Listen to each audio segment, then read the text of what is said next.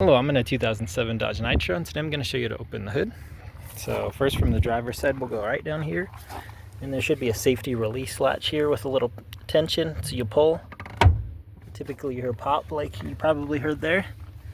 If there's no tension at all in this, you may want to dig around back here, see if this cable's loose, see if something else like that might need reattached or tightened. But now we'll go up to the front and make sure it's loose. Most vehicles there'll be a release. Some are right around the middle.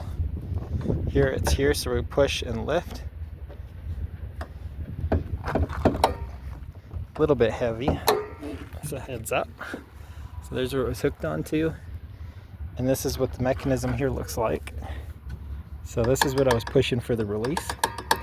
If you're having issues at this step, make sure there's no gunk in here. Make sure it can move freely.